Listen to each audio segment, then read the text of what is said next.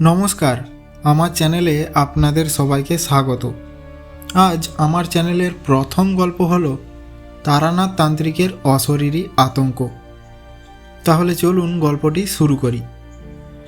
কলকাতার এক সন্ধ্যা, ঘরে বসে চা খাচ্ছিলাম, আর তারানাথ তান্ত্রিক নিজের চিরাচরিত ভঙ্গিতে বিড়ি ধরিয়েছিলেন।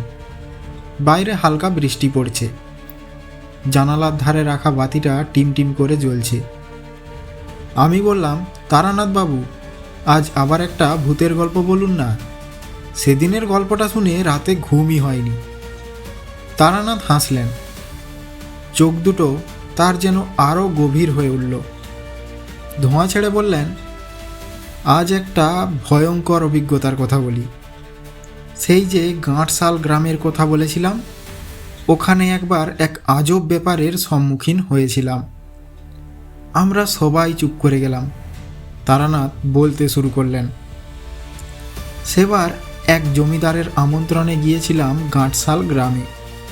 জমিদার মহাশয় বিপদে পড়েছেন। তার বাড়ির বড় পুকুরের পাশে নাকি এক ভয়াবহ অশরীরী ঘুরে বেড়াচ্ছে। রাতের বেলা কেউ ওদিকে গেলে আর ফিরে আসে না। কয়েকজন চাকর চাকরানি ইতিমধ্যেই নিখোঁজ। আমি রাতের বেলা পুকুর পাড়ে গেলাম। অন্ধকারে যেন একটা অদ্ভুত গন্ধ পাওয়া যাচ্ছিল, ভেজা পচা কাদার মতো, আর তার মধ্যে একটা পোড়া গন্ধ মিশেছিল। কিছুক্ষণ চুপচাপ দাঁড়িয়ে থাকার পর দেখলাম পুকুরের জলে যেন ঢেউ উঠল, অথচ বাতাস ছিল না। তারপর একটা কান্নার শব্দ, যেন একটা মেয়ে ফুঁপিয়ে কাঁদছে। আমি চুপ করে দাঁড়িয়ে রইলাম। হঠাৎ পুকুরের মাঝখান থেকে একটা সাদা অবয়ব উঠে এলো। মেয়েটির শরীর নেই, শুধু একটা কঙ্কাল সার মুখ, আর তার ফাঁক ফোকর দিয়ে কুয়াশার মতো ধোঁয়া বেরোচ্ছে। চোখ দুটো যেন জ্বলছিল, কোটরে আগুন। আমার দিকে তাকিয়ে সে ফিস ফিস করে বলল, আমার সন্তান কোথায়, আমার সন্তান? আমি বুঝলাম এই আত্মা শান্তি পাচ্ছে না। জমিদারের পরিবারে কোনো লুকানো ইতিহাস আছে।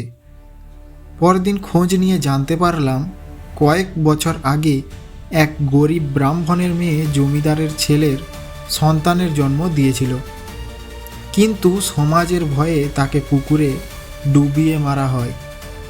সেই মেয়েটির আত্মাই এখান থেকে যেতে পারেনি। আমি এক বিশেষ তান্ত্রিক ক্রিয়া করলাম।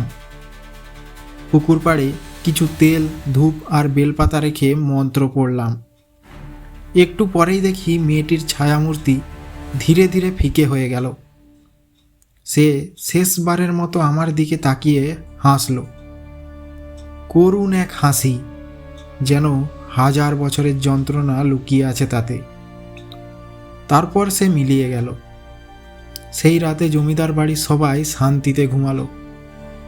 আমি বুঝতে পারলাম ভূতের থেকেও ভয়ঙ্কর মানুষের নিষ্ঠুরতা। তারানাথ থামলেন। আমরা স্তব্ধ হয়ে বসে রইলাম।